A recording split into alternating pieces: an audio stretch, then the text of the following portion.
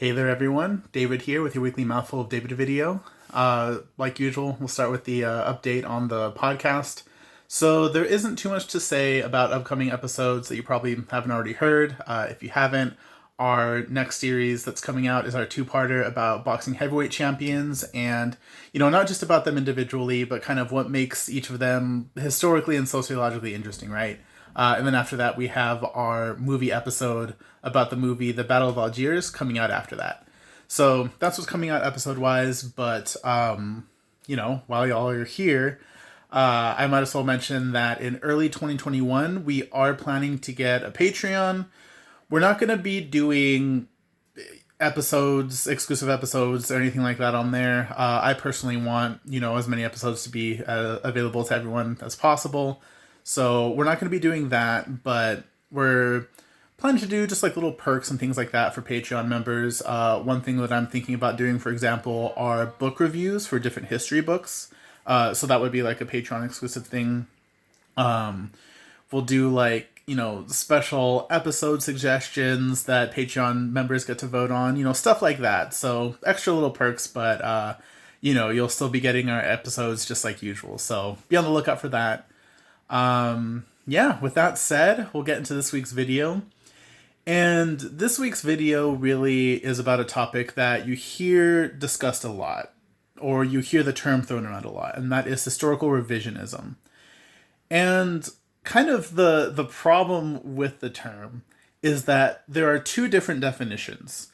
And so, you might hear historians talk about historical revisionism as a good thing, and that can be a little bit confusing when the common definition is, purposefully distorting and rewriting history to suit some sort of agenda, right? Or some sort of specific ideology. But there's actually a different definition of historical revisionism in the historical field. And that's why it can probably get a little bit confusing sometimes. If you've ever heard, again, a historian talk about historical revisionism. So what historical revisionism means in the field of history itself is when you basically re-examine how you look at a certain historical topic. So an example might be,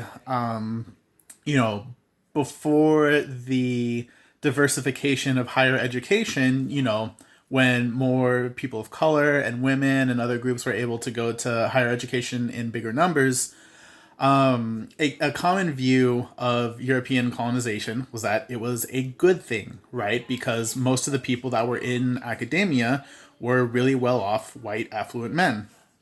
And so because of that, there's this idea that European colonization was that of progress because you're only hearing basically the voice of the descendants of the colonizers. But then when you have more diverse perspectives in higher education, including the descendants of colonized people, then, you have that change. And so, now, rightly, I think, colonization is now viewed more in a negative light, or at the very, very least, seen as something complex and not just straight up good. Historical revisionism doesn't always happen as a result of a change of demographics or anything like that. That's just a really clear-cut example, but that's just, one example among many. So historical revisionism is something, again, where you just see a re-examination and a reinterpretation of a certain historical topic. Another example, and this one has a little bit less to do with the diversification of higher education, but another example is the Civil War, or the aftermath of the Civil War, rather, used to be seen as kind of like a tragedy, Reconstruction scene as well-meaning, but, really, really corrupt in practice, fingers pointed at Ulysses S. Grant as being especially corrupt. But more recent examination has kind of proven that one, Reconstruction has, or did rather benefit a lot of people. And two, while Grant had a pretty corrupt administration, one, he personally didn't really partake in it, although that's, if it's still happening in your administration, that's still not good. But then two, he was actually about as corrupt as the average like 19th century president. It's just he got the magnifying glass on him because a lot of people were mad about giving more rights to newly freed people in the South. So basically, historical revisionism, again, just to reiterate once more, when a historian uses that term, is about re-examining and reinterpreting a certain period of the past. But that being said, if someone uses the term in the more common way of using it, talking about erasing the past, I think that's fine. Words can mean different things. And I think it is a good thing to talk about. I think it is important to talk about when people are in a very, manipulative, very cynical way, erasing the past or really trying to distort it, then I think that does need to be called out. So that's this week's video, everyone. Thank you for listening.